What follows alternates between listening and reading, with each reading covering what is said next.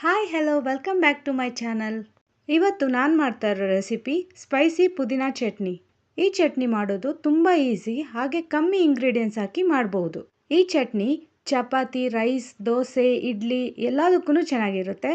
ಈ ಚಟ್ನಿ ಇದ್ದರೆ ಸಾಂಬಾರ್ ಬೇಕು ಅನ್ಸಲ್ಲ, ಹಾಗೆ ಬಿಸಿ ಬಿಸಿ ಅನ್ನಕ್ಕೆ ಒಳ್ಳೆ ಕಾಂಬಿನೇಷನ್. ಈಗ ಪುದೀನಾ ಚಟ್ನಿ ಮಾಡೋಕ್ಕೆ ಬೇಕಾಗಿರೋ ಇಂಗ್ರೀಡಿಯೆಂಟ್ಸ್ ನೋಡೋಣ. ಪುದೀನಾ 1 ಕಟ್ಟು, ಉದ್ದಿನಬೇಳೆ 5 ಟೇಬಲ್ ಸ್ಪೂನ್ ತೊಗೊಂಡಿದ್ದೀನಿ, ಬೆಳ್ಳುಳ್ಳಿ 4 ಎಸ್ಲು, ಹಸಿಮೆಣಸಿನ್ಕಾಯಿ 15ರಿಂದ 16, ನಿಮಗೆ ಖಾರ ಎಷ್ಟು ಬೇಕು ನೋಡ್ಕೊಂಡು ಹಾಕ್ಕೊಳ್ಳಿ, ಟೊಮೆಟೊ 1, ಹುಣಸೆಹಣ್ಣು ಸ್ವಲ್ಪ, ಎಣ್ಣೆ 3 ಟೇಬಲ್ ಸ್ಪೂನ್ ತೊಗೊಂಡಿದ್ದೀನಿ, ಉಪ್ಪು ರುಚಿಗೆ ತಕ್ಕಷ್ಟು. ಈಗ ಒಂದು ಕಡಾಯಿಗೆ ಎಣ್ಣೆ ಹಾಕಿ ಕಾಯೋದಕ್ಕೆ ಬಿಡಬೇಕು. ಆಮೇಲೆ ಉದ್ದಿನಬೇಳೆ ಹಾಕಿ ಗೋಲ್ಡನ್ ಬ್ರೌನ್ ಬರೋವರೆಗೂ ಫ್ರೈ ಮಾಡ್ಕೋಬೇಕು. ಈಗ ಗೋಲ್ಡನ್ ಬ್ರೌನ್ ಆಗಿದೆ. ಈಗ ಹಸಿಮೆಣಸಿನ್ಕಾಯಿ, ಬೆಳ್ಳುಳ್ಳಿ ಹಾಕಿ 1 ಸೆಕೆಂಡ್ ಫ್ರೈ ಮಾಡಿ. ಈಗ ಪುದೀನ ಸೊಪ್ಪು ಹಾಕಿ 1-2 ಸೆಕೆಂಡ್ ಫ್ರೈ ಮಾಡ್ಕೋಬೇಕು.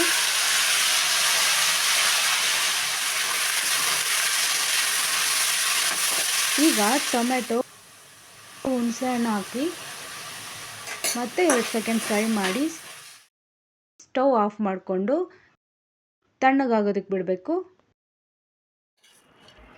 ಈಗ ಮಿಕ್ಸಿ ಜಾರ್ಗೆ ಫ್ರೈ ಮಾಡ್ಕೊಂಡಿರೋ ಪದಾರ್ಥಗಳನ್ನೆಲ್ಲ ಹಾಕ್ಕೊಂಡು ರುಚಿಗೆ ಬೇಕಾದಷ್ಟು ಉಪ್ಪು, ಸ್ವಲ್ಪ ನೀರು ಹಾಕಿ ತರಿತರಿಯಾಗಿ ಗಟ್ಟಿಯಾಗಿ ರುಬ್ಕೋಬೇಕು.